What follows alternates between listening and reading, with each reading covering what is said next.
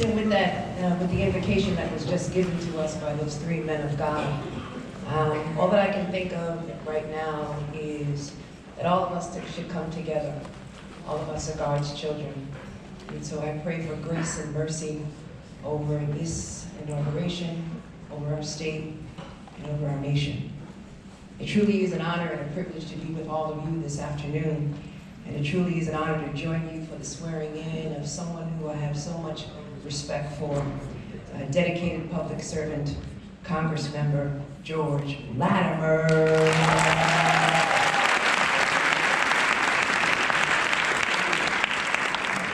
And the fact that he was pumping his own gas, I thought Senator Schumer was, when he said he went into the men's room, I said, oh my God, too much information. But anyway,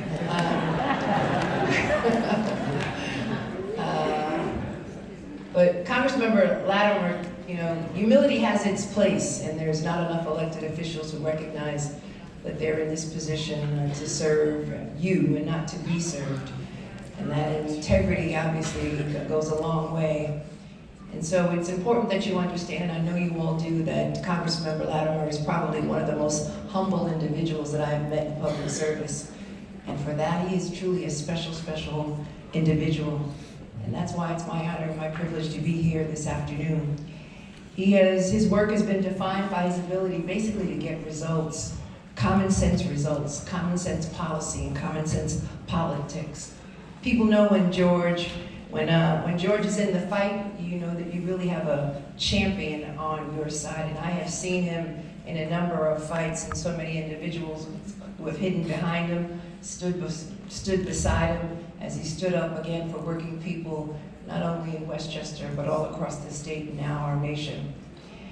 George has achieved some really great things for his constituents and our entire state. They include cutting regressive taxes, and we look forward, obviously, as he continues to cut some more taxes as he goes to Washington. Can I get an amen? Amen. Defending a woman's right to choose.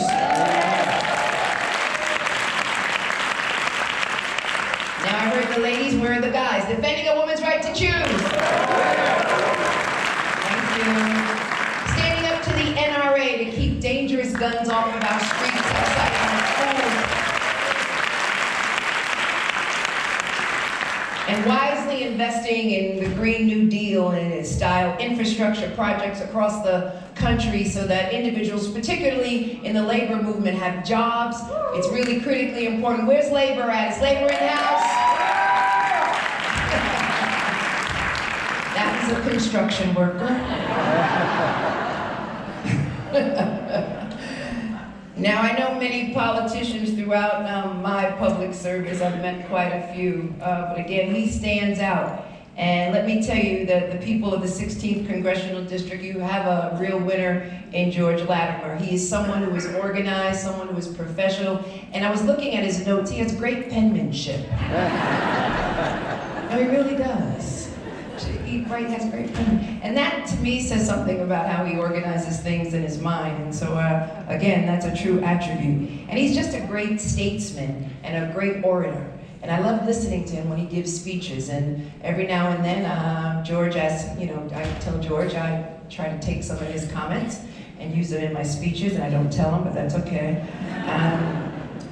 And believe me, it's the right kind of representation that this district desperately needs. You know, we all know we've got challenges and we've got some unfinished business.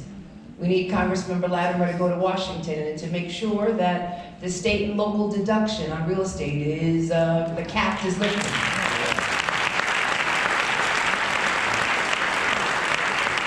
We need to address homelessness and to build more housing, not only in Westchester, but all across the state. We need to reduce inflation because inflation is real. And, George, can you do something about the eggs? And while you're at it, the meat, it's too damn high. Oh, sorry, pastors, sorry for that.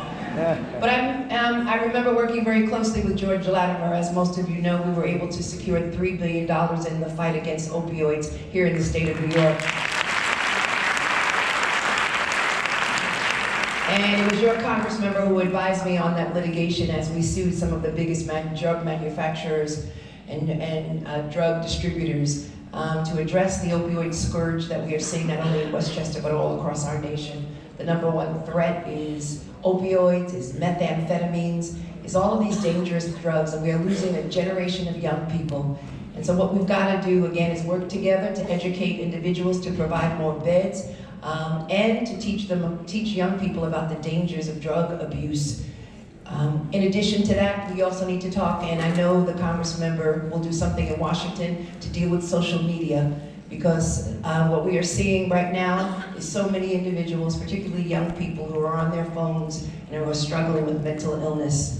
It's because of those dangerous algorithms that are on their phones right now. We're seeing more and more young people, unfortunately, get addicted to social media.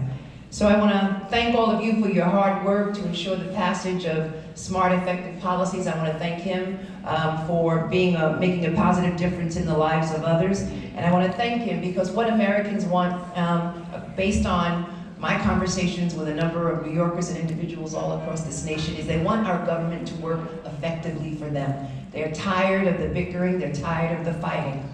All that they want is an effective government that delivers for Americans and New Yorkers. And I'm confident, 100% confident, that the individual who will lead the way, who will work on both sides of the aisle, who will get things done, is someone who has done wonderful things for Westchester and will continue to do it for this congressional district. So I thank him, I thank all of you, you did well. I also want to thank his family.